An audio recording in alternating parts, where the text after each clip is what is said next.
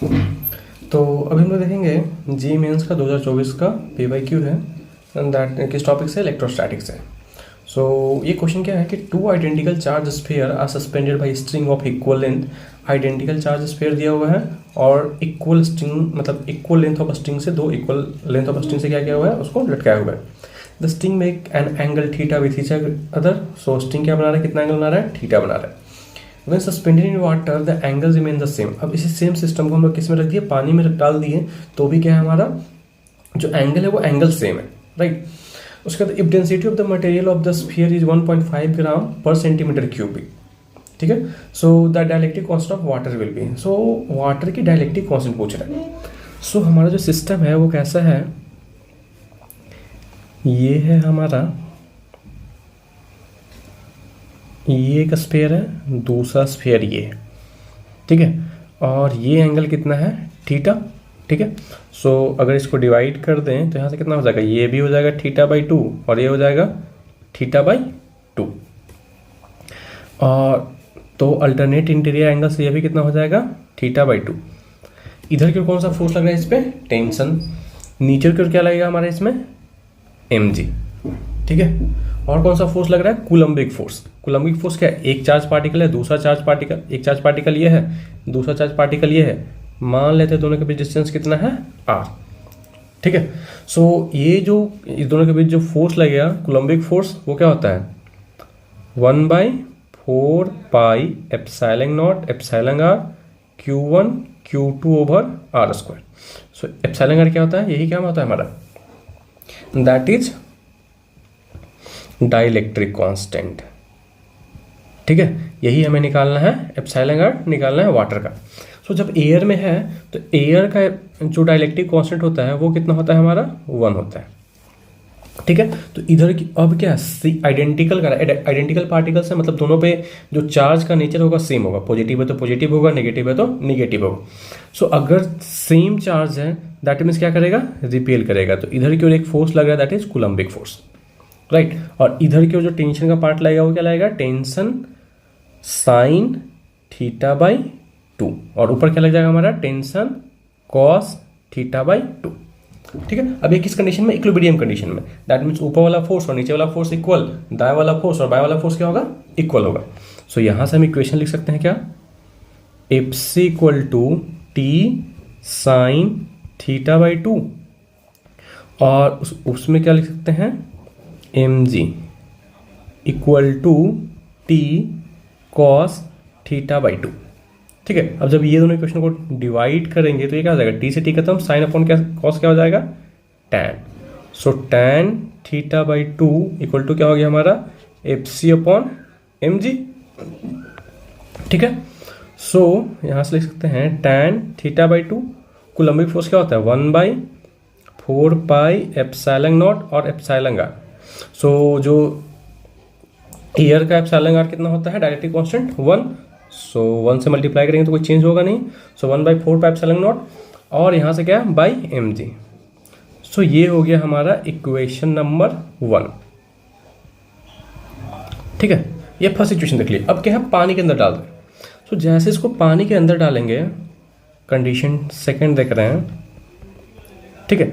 जैसे इस सिस्टम को पानी के अंदर डाल दें, ये सिस्टम हमारा, इसको पानी के अंदर डालेंगे तो सब कुछ तो सेम रहेगा, ये एंगल का एंगल सेम है हमारा, ठीक है। सो दैट मीन्स इधर को जो फोर्स लग रहा है क्या लग रहा है, Fc, इधर क्या लग रहा है, टेंशन, ऊपर क्या था, टेंशन कॉस θ/2, नीचे को क्या लगेगा mg और इधर को क्या लगेगा T साइन θ/2। बट जैसे पानी के अंदर डालेंगे यहाँ पे एक और नया फोर्स लगेगा, that is known as buoyancy force. और बियोंसी फोर्स का फॉर्मूला क्या होता है हमारा, बियोंसी फोर्स कितना लगता है, B = ρg × v, ठीक है, ρg × v। सो अब यहाँ से एक और फोर्स ऊपर क्यों लगेगा, दैट इज बियोंसी फोर्स, ठीक है। सेम इक्विलिब्रियम कंडीशन में है तो सेम फिर से इक्वेशन लिखेंगे। So right equal to left, so Fc = T sine θ/2 और इसमें क्या हो जाएगा, mg = T cos θ/2 प्लस और क्या लग रहा है, बियोंसी फोर्स, बियोंसी फोर्स। सो बियोंसी फोर्स को इस साइड लेके आएंगे तो क्या हो जाएगा हमारा, M G minus B, B को क्या कर सकते हैं, रो जी भी, rho G V equal to क्या हो जाएगा यहाँ से हमारा, T cos theta by two. अब इस इक्वेशन और इस इक्वेशन क्या करेंगे, डिवाइड करेंगे, तो हमारा क्या आ जाएगा, टी से T cancel, so tan theta by two equal to F C upon M G minus rho G into V. ठीक है, अब यहाँ पे जो एम है मास, मास को हम क्या सकते हैं, रो इंटू भी। ठीक है, मास को क्या सकते हैं, रो इंटू भी।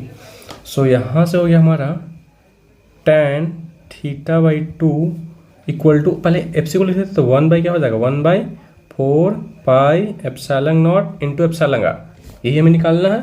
और यहाँ से एम को कह सकते हैं रो इंटू भी। सो यहाँ से हो जाएगा क्या, रो भी जी माइनस रो भी जी। ठीक है, बट ये जो भी है और ये भी तो दोनों का सेम ही होगा। ठीक है, बियोंसी फोर्स में भी सेम होगा, बट रो, ये किसका रो है, रो ऑफ, क्योंकि हाँ ये जो मास है वो किसका मास लिए हैं, ये हमारा मास है किस चीज का, स्फीयर का। तो स्फीयर का ये दिया हुआ कितना, 1.5, राइट, डेंसिटी दिया हुआ कितना, 1.5। ये हमारा, इसको लिख देते हैं डेंसिटी ऑफ स्फीयर, और किसका है, डेंसिटी ऑफ वाटर। ठीक है, सो ये हमारा इक्वेशन नंबर 2। ठीक है, नाउ इक्वेट करेंगे इक्वेशन 1 एंड इक्वेशन 2 को।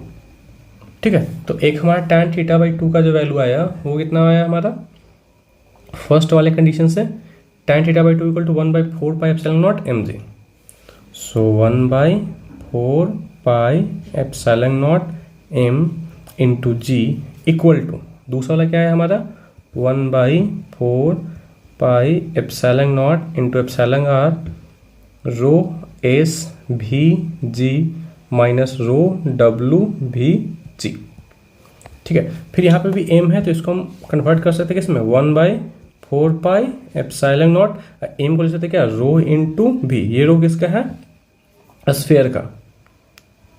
ठीक है, rho s into ji equal to 1/4 pi epsilon naught epsilon are rho S भी जी को बाहर निकालते हैं, rho s minus rho W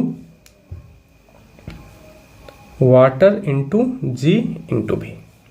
ठीक है, सो जी भी, ठीक है, सो यहाँ से जी भी और ये जी भी खत्म, 4 पाई epsilon not, 4 pi epsilon not खत्म।